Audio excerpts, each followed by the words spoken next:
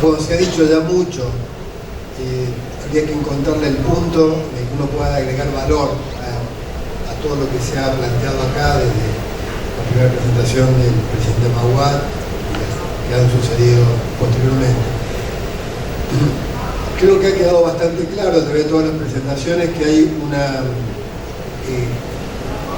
complejización de los mercados de crimen organizado, que ya no se puede hablar solamente de narcotráfico, que se puede ni siquiera de otros mercados ilegales sueltos, sino que están cada vez más interconectados y que las geografías se han ampliado particularmente en América Latina y en toda la región. Recordaba con el presidente Maguad que hasta no hace no muchos años íbamos a Ecuador a mostrarlo como ejemplo de seguridad, íbamos a mostrar el ECU 911, íbamos a mostrar la cárcel de Cuenca, hoy desbordada, como un modelo de nuevo servicio penitenciario, y este tipo de cosas creo que hay que advertirlos porque los fenómenos saltan exponencialmente de un momento a otro y pudiera parecer inesperado. ¿Y qué es lo que está produciéndose ahora que nos tiene que generar particular preocupación? No solo la geografía física, sino la geografía digital y cómo se interconectan las dos, una con la otra.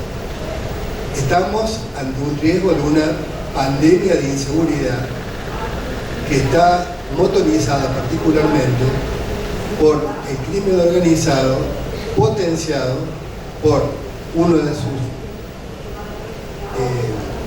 brazos, el cibercrimen, y particularmente por la inteligencia artificial. Eso se lo explico acá, pero lo importante es entender el efecto o el impacto que tiene y dos cuestiones que debemos advertir. La primera de todas, cibercrimen es un mundo en sí mismo, por un lado, que está hoy siendo la tercera economía del mundo detrás de la de Estados Unidos y la de China, que es la más subregistrada. Posiblemente todos los que estamos acá hemos sido víctimas, y no en mucho tiempo atrás, de alguna acción de cibercrimen, desde nuestras redes, desde la extorsión digital, desde el acoso, desde la fake news, hasta todos los mecanismos de estafas, de fraude bancario, y la mayor parte de esos seguramente ni siquiera han sido denunciados. Estamos ante un delito muy subregistrado, pero estamos en segundo lugar, y esto es lo más importante, ante un gran catalizador de todo el resto de la criminalidad. Desde cómo funcionan los mecanismos de dinero digital, de las criptomonedas, de todo el mundo de circulación y de lavado que posibilita el tema digital, hasta por supuesto todos los mecanismos que se piensa explicaron antes de inteligencia digital generativa y los impactos que están teniendo en la posibilidad de multiplicar el cibercrimen. ¿A qué lleva esto? Y esto es el punto que quiero poner particular énfasis. A que estamos ante un mundo que se multiplica en el número de víctimas, pero también en el número de victimarios. Hay muchísima gente que jamás hubiera tomado un arma física, pero está tomando armas digitales o participando de las redes de alguna manera, en muchos casos sin saber. ¿Qué está llevando a esto? A que cada día tenemos más gente reclutada o formalmente o de hecho a través del crimen organizado. Y estamos ante un mecanismo donde tenemos víctimas que cada vez se multiplican más y victimarios que también se multiplican más. Y ahí viene el punto que quiero traer a la conversación y a la discusión particularmente. Las fronteras entre el crimen organizado y la delincuencia común son cada vez más borrosas.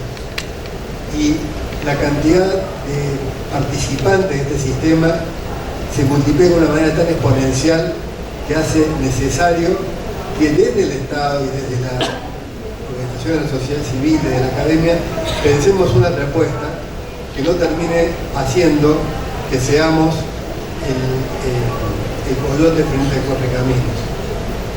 Para eso es necesario advertir que estamos ante un fenómeno de multiplicación del crimen organizado a través del cibercrimen como empleador. Lo hemos visto cómo el crimen organizado se ha transformado en sus formas tradicionales, ya en el quinto empleador de México. En Ecuador leía los otros días que es el primero, pero estamos hablando solamente de los mecanismos de narcotráfico, de minería ilegal, de contrabando. No estamos siquiera hablando de todo el circuito de gente que está participando en esto. En muchos casos, como les digo, gente que de ninguna manera participaría de otro. Y esto nos lleva a algunas necesidades de advertir el tipo de respuesta que tenemos que dar. El tipo de respuesta que tenemos que dar pasa por muchos lados, voy a marcar dos o tres muy velozmente. La primera de todas, se suele decir, necesitamos, para acabar con el crimen, más policía en la calle, o más policía en las rutas. Yo digo, hace falta más policías, hoy más que nunca, no solo en las calles y en las rutas físicas, sino sobre todo en las calles y rutas digitales. Tenemos que cambiar los esquemas de organización de nuestras fuerzas de seguridad y conducir una gran convocatoria de estas mentes brillantes que están trabajando del otro lado para esperar del lado este y trabajar mucho más fuerte en todo lo que implica la lucha dura que tiene que ver con la materia del cibercrimen. La inteligencia artificial es una gran oportunidad para la criminalidad y es una gran oportunidad para el Estado. Tenemos que entender el cambio en los mecanismos con el cual tenemos que dar respuesta a la criminalidad. La inteligencia artificial no es lo mismo que todo el resto de las tecnologías que hemos usado hasta ahora en la lucha contra el crimen. No tiene nada que ver. Hasta ahora veíamos con programas a los que le dábamos determinadas órdenes y automatizaban otras cosas que hacíamos físicamente. La inteligencia artificial es otra cosa completamente distinta. Les pido que nos tengamos muy en cuenta este punto, y particularmente con la inteligencia artificial generativa. Pónganse frente al ChatGPT. Mientras el teléfono tardó 75 años en llegar a 100 millones de usuarios, el teléfono móvil 16, Internet 7 años, WhatsApp alrededor de 3 años y pico, ChatGPT ha tardado 2 meses en llegar a los 100 millones de usuarios. ¿Y qué tenemos con ChatGPT? No un programa. Tenemos algo que me parece más a una persona que un programa. Alguien que no nos va a contestar lo que esperamos que nos conteste, sino que nos puede contestar algo completamente diferente. Y sabe que puede ser mejor que lo que nosotros podemos estar previendo. ¿Qué quiero decir con esto? La nueva lucha contra el crimen organizado usando inteligencia artificial tiene que incorporar a la inteligencia artificial como un actor más en el armado de la decisión, de la toma de decisiones. Tenemos que animarnos a ser interrogados. Y esto es difícil. Es difícil pensarlo así.